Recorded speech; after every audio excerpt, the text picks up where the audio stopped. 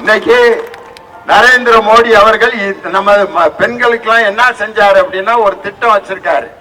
நாரி வந்தன் யோஜனா. நாரி வந்தன் யோஜனா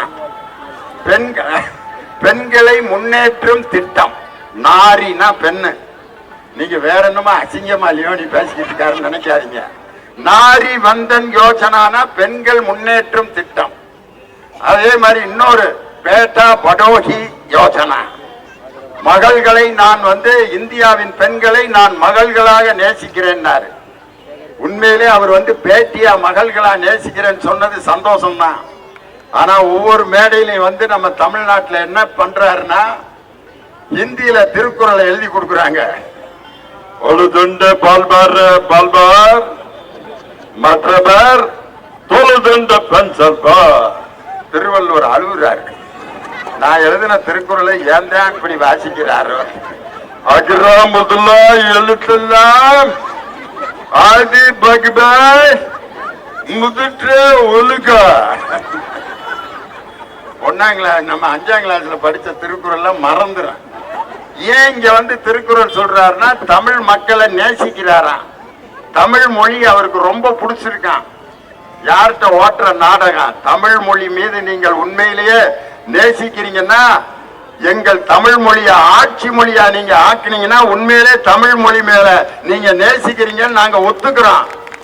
அதே மாதிரி எங்கள் தமிழ் மொழிக்கு 60 கோடி ரூபாய் தான் வருஷத்துக்கு நிதி கொடுக்குறீங்க. ஆனா சமஸ்கிருதத்துக்கு இந்திக்கும் கிட்டத்தட்ட 1300 கோடி ரூபாய் நிதியை கொடுத்துட்டு தமிழ் மொழிக்கு அதுல 10ல் 1 பங்கு நிதியை கொடுத்துட்டு I love Tamil people, I love Tamil culture அப்படின்னு துபாக்கூர் விடுறார். நம்ம அண்ணன் எடப்பாடி பழனிசாமி இருக்காரு.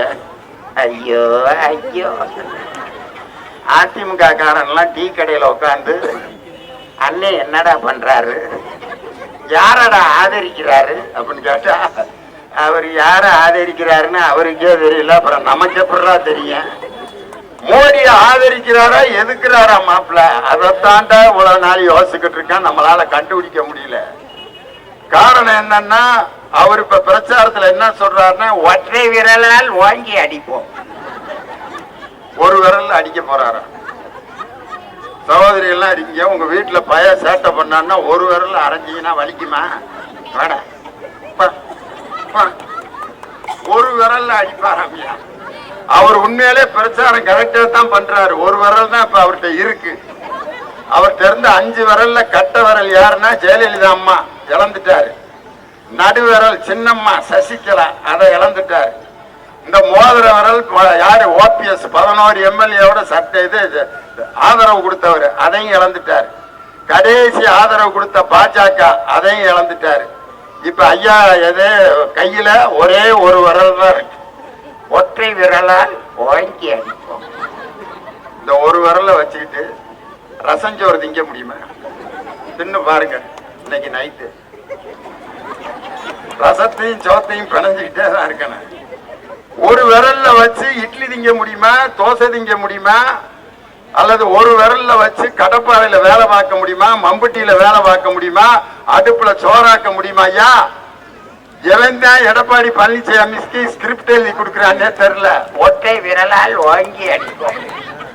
இந்த ஒரு விரல்ல என்ன செய்யலாம்? மண்டைய சொரியலாம், காது குடையலாம், சரக்கு அடிச்சுட்டு ஊறுகாய தொட்டு நக்கலாம். இதை தவிர இந்த ஒரு விரல்ல ஒண்ணுமே செய்ய முடியாது. ஒற்றை விரலால் வாங்கி அடிப்போம்னு பிரச்சாரம் பண்ணி அவர் வீணா போயிட்டாரு.